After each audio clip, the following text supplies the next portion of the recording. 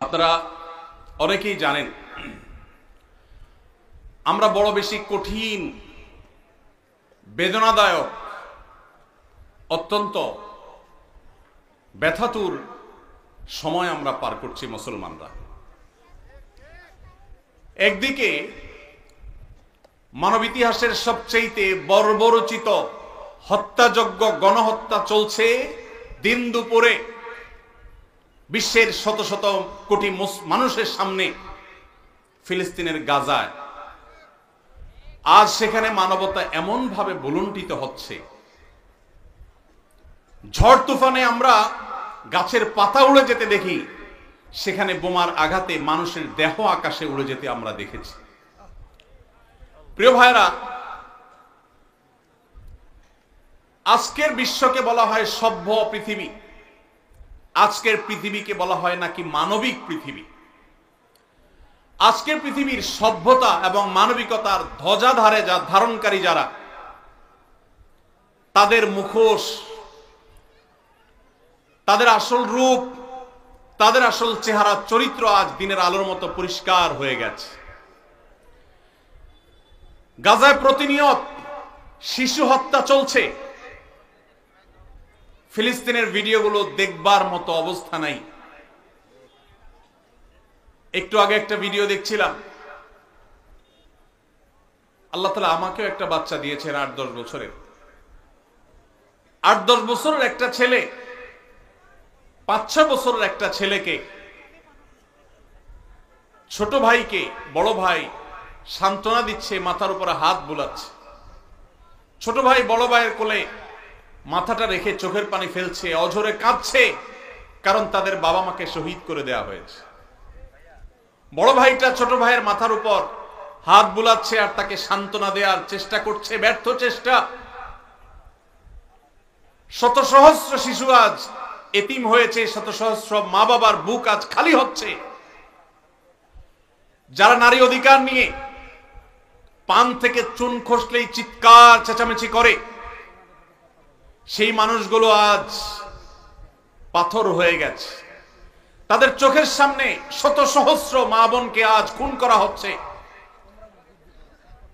Pregnant মহিলাদেরকে রেখে সেই হসপিটাল বম্পিং করে উড়িয়ে দেওয়া হচ্ছে। আজ সেখানে শিশুদের আর্তনাদে আকাশ পাতাল ভারী হয়ে উঠছে। কোন স্থাপনার সেখানে বাকি নাই যেটা ভেঙে চুরে গুড়িয়ে দেওয়া হয়নি। উপর থেকে ড্রোন শট নেওয়ার ছবি দেখলে ভাবতে কষ্ট হয়, বিশ্বাস করতে কষ্ট হয়। একটা শহর, একটা জনপদকে এইভাবে মাটির সাথে মিশিয়ে দেওয়া যায়। সবচেয়ে অবাক করা বিষয় হলো, এই হায়েনারা, এই অভিশপ্ত ইহুদিরা, এদের সবচেয়ে বেশি সমর্থন প্রকাশ্য দিবালোকে যারা করে, তারাই আমাদেরকে সবচেয়ে বেশি সকাল বিকাল মানবতার সবক শুনাইতে আসে। প্রিয় ভাইরা আমার, আজ পৃথিবীর তথাকথিত সভ্য, তথাকথিত উন্নত দেশগুলো প্রকাশ্য দিবালোকে এই অভিশপ্ত দেশকে তারা সমর্থন করছে, যারা মুসলমানদেরকে তাদের ভূখণ্ডে যুগ যুগ ধরে আজ খুন করে আসছে, তাদের রক্ত নিয়ে হোলি খেলায় মেতে উঠেছে। আজ সেখানে মানবতার চিৎকারে, আর্তচিৎকারে আকাশ পাতাল ভারী হয়ে উঠছে। আজ থেকে ১০০-২০০ বছর পর যখন গাজা বা ফিলিস্তিনের ইতিহাস লেখা হবে, যখন এই অভিশপ্ত হায়েনাদের এই নির্মমতার চিত্র ইতিহাসের পাতায় তুলে ধরা হবে, তখন আপনি আমিও কাঠগড়ার আসামি থাকবো। কারণ তখনকার মানুষেরা, তখনকার জেনারেশনেরা আলোচনা করবে, তখন পৃথিবীতে যে শত শত কোটি মানুষ বসবাস করেছিল, সে মানুষগুলো কিভাবে এতগুলো মানুষের সামনে পৃথিবীর ছোট্ট একটা ভূখণ্ডের মধ্যে এইভাবে মানুষকে হত্যাযজ্ঞ চালানো হয়েছে, নির্মমতা করা হয়েছে, শিশুদের সামনে বাবা মাকে খুন করা হয়েছে, বাবা মার সামনে শিশুদেরকে টুকরা টুকরো করা হয়েছে, কিভাবে এই নির্মমতা চালানো হয়েছে, বিশ্বের শত শত কোটি মানুষ তারা তখন কি করেছে। আগামী ১০০-২০০ বছর পরে যখন ফিলিস্তিন এবং গাজার ইতিহাস লেখা হবে, আসামির কাঠগড়ায় আমরা সবাইকে দাঁড়াতে হবে। আল্লাহর কাছে আমরা ক্ষমা চাই। হে আল্লাহ, আপনি আমাদের অক্ষমতাকে মাফ করে দিন, আমাদেরকে আপনি সক্ষমতা দান করুন। মুসলমান দেশগুলোর যারা তথাকথিত নেতা হিসেবে দায়িত্ব পালন করছে, আল্লাহ আপনি তাদের ঈমানি চেতনা বৃদ্ধি করে দিন। তাদেরকে মুসলমান হওয়ার তৌফিক দান করুন, তাদেরকে মানুষ হওয়ার তৌফিক দান করুন। ভাইরা আমার, ফিলিস্তিন ইস্যুতে আমার তিনটি কারণে অনেক বেশি অনুতাপ হয়, আফসোস হয়, আক্ষেপ হয়। প্রথমত, সারা বিশ্বের মুসলমান দেশগুলো তো বটেই, অনেক অমুসলিম দেশেও হাজার হাজার লক্ষ লক্ষ মানুষ নির্যাতিত ফিলিস্তিনিদের সমর্থনে তারা রাস্তায় বের হয়েছে, প্রতিবাদ করেছে, তাদের কষ্ট লাগার কথা তারা প্রকাশ করেছে। পৃথিবীর দ্বিতীয় বৃহত্তর মুসলিম দেশ বাংলাদেশ, এদেশের মানুষের মধ্যে ধর্মীয় আবেগ অনেক বেশি। আমরা অন্যের কষ্ট এভাবে দেখতে পারি না। এত সত্ত্বেও এই দেশে আজও পর্যন্ত ফিলিস্তিনিদের প্রতি সহমর্মিতা প্রকাশ করে একটি উল্লেখযোগ্য লক্ষ লক্ষ মানুষের কোন গণজমায়েত এই দেশের মাটিতে এখনো পর্যন্ত হয় নাই। আমার লজ্জা হয়, কষ্ট হয় যখন দেখি ফিলিস্তিন ইস্যুতে প্রত্যেক দল আলাদা আলাদা ব্যানার নিয়ে 2-4-10,000 মানুষ নিয়ে তারা প্রতিবাদ করে। এটাকে ফিলিস্তিনিদের সমর্থন নাকি নিজের দলীয় প্রচারণা, একমাত্র আল্লাহ তাআলা ভালো জানেন। আমরা ফিলিস্তিন ইস্যুতে সকল দল মত চিন্তা দর্শনের ঊর্ধ্বে উঠে মানবিকতার জায়গা থেকে সবাই এক কাতারে দাঁড়িয়ে একটিবারের জন্য বিশ্বকে আমরা জানিয়ে দিতে পারি, বাংলাদেশের মানুষজন আমরা ফিলিস্তিনি মাজলুম মানুষদের সাথে আছি। আল্লাহ আমাদের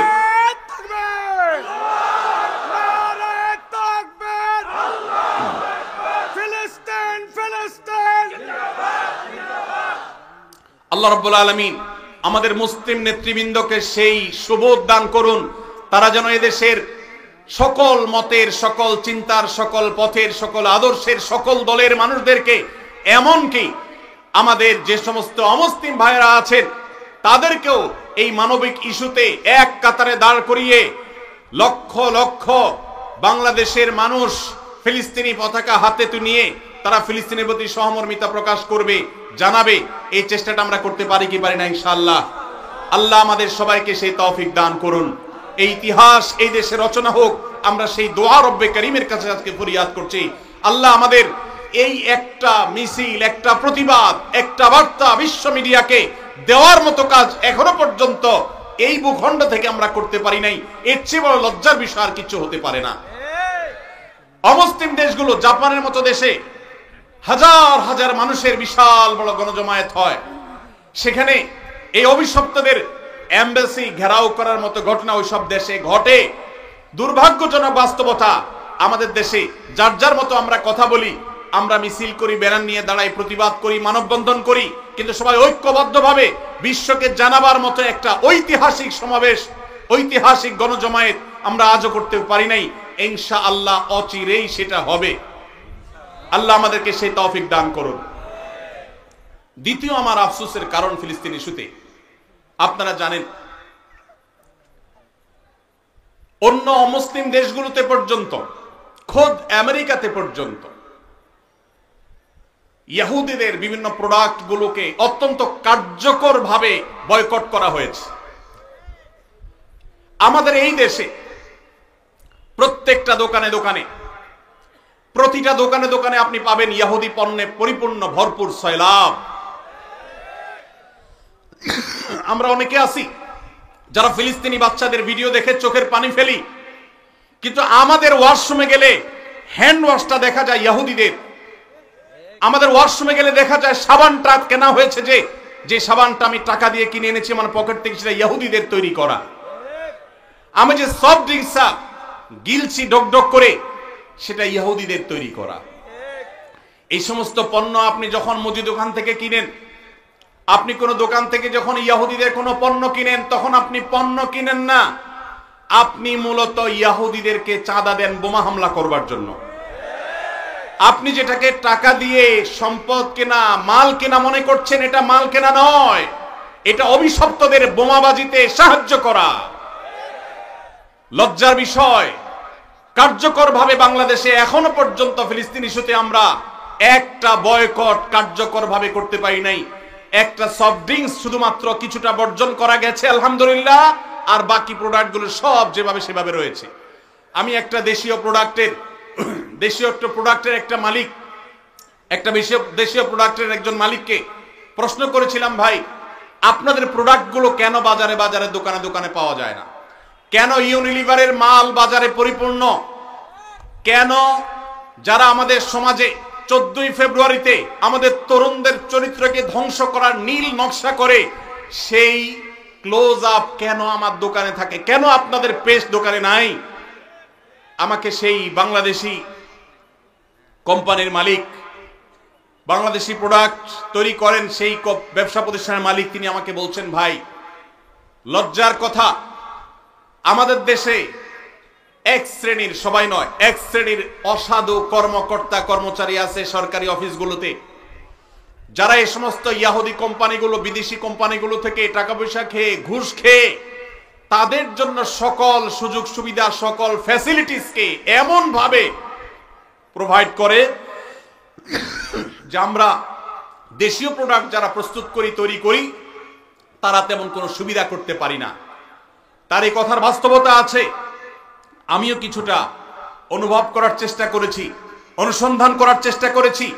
দুর্ভাগ্যজনক বাস্তবতা, আমরা সাধারণ মানুষও আমাদের নিজস্ব উদ্যোগে ইয়াহুদিদের পণ্য মুক্ত আমাদের বাসা করব, সেটা আমরা করতে পারি নাই।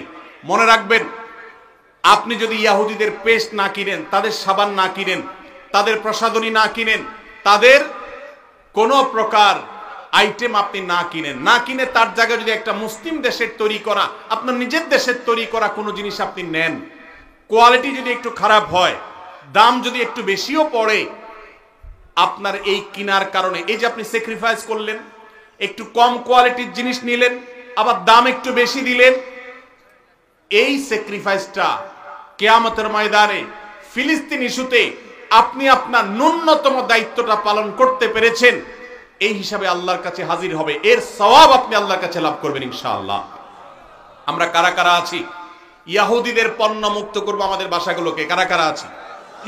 আল্লাহ আমাদের সবাইকে তৌফিক দান করুন। আমাদের বাসা বাড়িতে ইয়াহুদি পণ্য থাকবে না, ঠিক আছে তো ইনশাআল্লাহ? কোন মুদি দোকান থেকে আমরা ইয়াহুদি পণ্য কিনবো না। প্রয়োজনে আমি সফট ড্রিঙ্কস গিলবো না। দেশিটা থাকলে খাবো, না হলে খাবো না। একবার বাংলাদেশ বিমানে আমি কোথাও ট্রাভেল করতেছিলাম, আমাকে কোকা কোলা দেওয়া হলো। আমি বললাম, কেন কোকা কোলা? আমার দেশীয় ক্যারিয়ার, আমার দেশীয় সফট ড্রিঙ্কস নাই, কেন আপনি বিদেশি সফট ড্রিঙ্কস খেতে আমাকে বাধ্য করবেন? প্রতিবাদ স্বরূপ আমি এটা খেলাম না, নিয়ে যান, অন্তত একটা বোতল বাঁচবে। আর আপনার কর্তৃপক্ষকে জানাবেন, একজন কাস্টমার প্রতিবাদ করেছে, তিনি দেশীয় সফট ড্রিঙ্কসরা বিদেশি সফট ড্রিঙ্কস খাবেন। সফট ড্রিঙ্কস এমনিতে স্বাস্থ্যের জন্য ক্ষতিকর, সেখানে ইয়াহুদিদের যে সফট ড্রিঙ্কস আপনি গিলছেন, এটা সফট ড্রিঙ্কস না, এটা রক্তে ভরা বোতল। অতএব আমাদের বাসা বাড়িকে ইয়াহুদি পণ্য থেকে মুক্ত করবো তো ইনশাআল্লাহ। আমি বাংলাদেশি মুসলমান হিসেবে লজ্জিত যে ফিলিস্তিন ইস্যুতে আমরা একটা কার্যকর একটা বয়কট, একটা বর্জন, এটা আমরা করতে পারি নাই। ভাইরা আমার, আজকে আমরা যারা এখানে সমবেত হয়েছি, আমরা কি একটু প্রতিজ্ঞা করতে পারি, আমার জীবদ্দশা, আমার জ্ঞাতসারে, আমার পকেটের টাকা দিয়ে ইয়াহুদি কোনো পণ্য আমি কিনবো না, না খেয়ে থাকবো, কোনো প্রসাধনী প্রয়োজনে ব্যবহার করব না, কিন্তু ইয়াহুদি পণ্য আমি কিনবো না ইনশাআল্লাহ। সবাই চেষ্টা করে যাবে তো ইনশাআল্লাহ। দোকানদার ভাইদেরকে উদ্বুদ্ধ করবেন যে আপনি ইয়াহুদি পণ্য বিক্রি করেন না, ঘোষণা দেন এবং তার জন্য ফেস্টুন টানায় দেন।